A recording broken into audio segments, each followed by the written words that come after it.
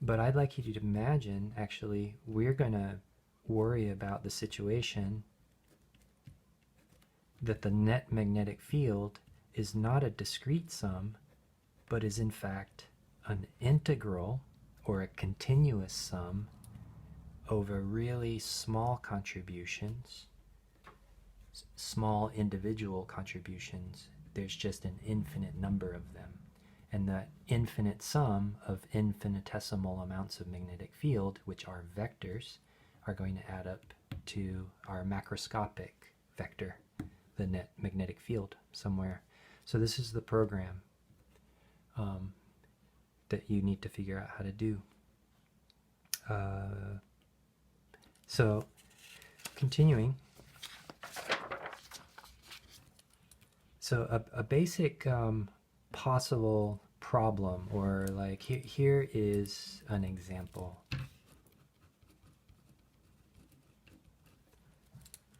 So let's say that I have a coordinate system.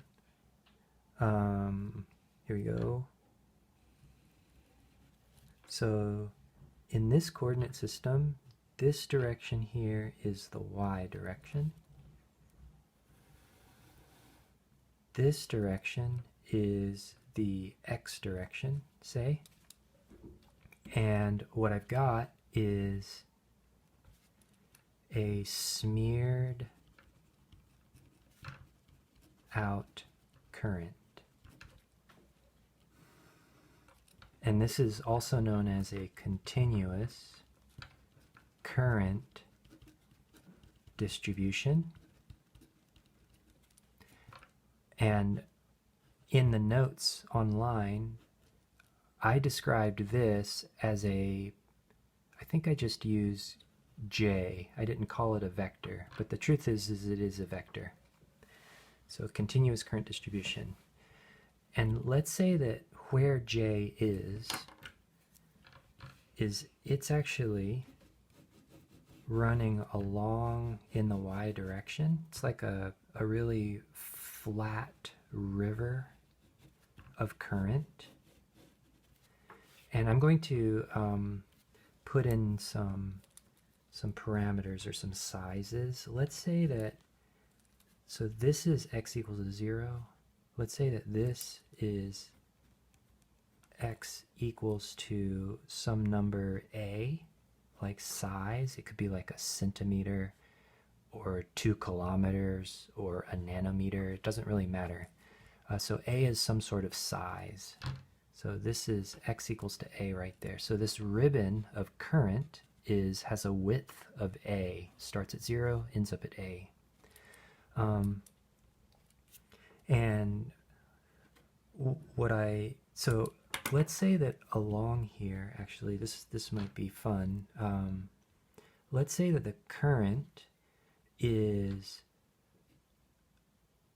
upwards on the left-hand edge, but downwards on the right-hand edge. So this is what the current looks like. And down the middle somewhere, it's strange, but the current is equal to 0. So I'm going to draw a profile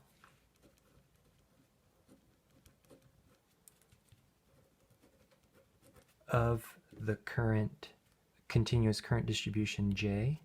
I'm going to draw it underneath this ribbon. But I'd like you to imagine that this ribbon, what's going on here is on the left-hand side, I essentially have currents that are running upwards, and they have magnetisms that swirl in this sense like this. But on the right-hand side, I have currents that instead run downwards, and so the magnetic field swirls in the opposite sense. In the middle, I have a long line where the current is actually 0. So that profile could look, for example, like the following. What if I did the j-axis like this, over to the position A there. This is where the j is 0, it's in the middle, and we'll say that up is positive, this is the middle point where I'm going to put the current to 0. So what if I do something like this, where the left-hand side is 1 amp and the right-hand side, actually this is this going to work? Yes, it is. Okay, so let's not do that. Let's do some J sub 0 here, but then when you get to the other side at A, this is some minus J sub 0. So it goes like that. That's the profile. So this is upwards moving current that's strong, upwards moving current that's a little weaker. This is current neither moving up or down. There's no current. This is current moving down weakly, current moving down stronger. This is the idea. So the way you use J, the thing I didn't explain, or it is explained in the notes online, but there is so the idea is if you take J and you multiply by dx, so J times dx, so dx is a small little itty bitty width of distance, right? So J times this really, really small little distance is a small amount of current, like this. This J right here is actually a function of x, and we can write it down. J of x is equal to, so it's a y-intercept, a negative slope on a straight line. So it's pretty quick to write down. It's J0, and the slope is, so the rise over run, the rise is negative 2J0 divided by the run, which is A, and so this right here is J of x. So can you see that this J is itself a function of x right here? And there is a small amount of current that's running through this little width of wire, this like smoothed out current. The amount of current running downwards through there is di, which is just J times dx.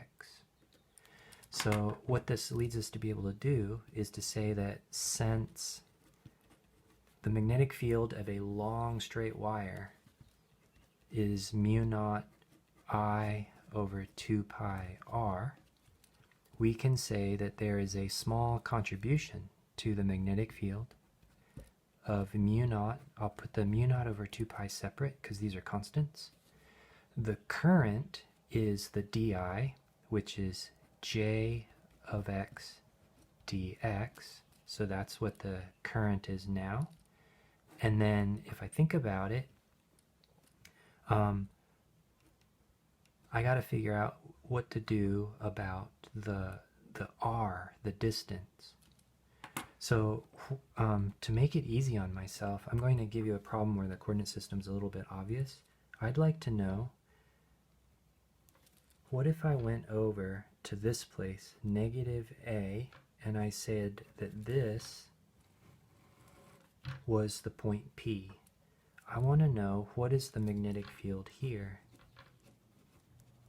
What is the net field right there?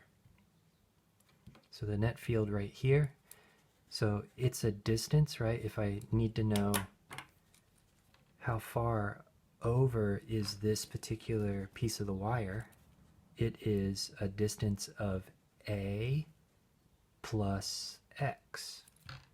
So a and x. And so little r right here is a plus x. So what this says is dB equals mu naught over 2 pi. That's a constant.